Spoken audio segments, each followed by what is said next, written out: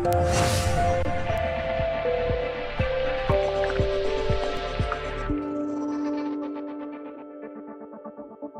είναι τα business clusters ή αλλιώς συστάδες επιχειρήσεων? Είναι ομάδες επιχειρήσεων, συνήθως εγκατεστημένων σε γειτονιάζουσες περιοχές, οι οποίες αλληλεπιδρούν για την επίτευξη κοινών στρατηγικών με την υλοποίηση προγραμματισμένων ενεργειών σε καθορισμένους τομείς δραστηριοτήτων.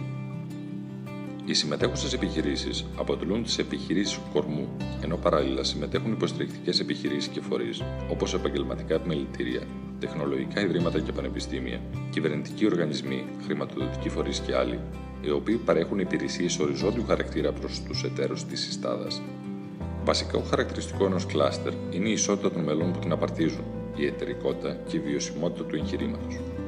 Ένα κλάστερ αποτελεί μια ξεχωριστή λειτουργική οντότητα, θεσμοθετημένη ή μη. Πυρήνας του κλάστερ είναι η επιχειρήση κορμού, ο οποίος περιβάλλεται από συνεργαζόμενους και υποστηρικτικούς φορείς.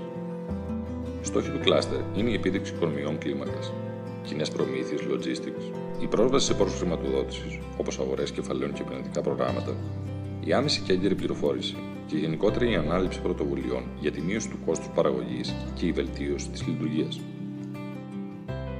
Οι συστάδες στοχεύουν επίσης στην ανάδειξη περιφερειακών συγκριτικών πλεονεκτημάτων, όπως τα τοπικά προϊόντα, και στη συνεισφορά πραγματοποίηση έργων υποδομής.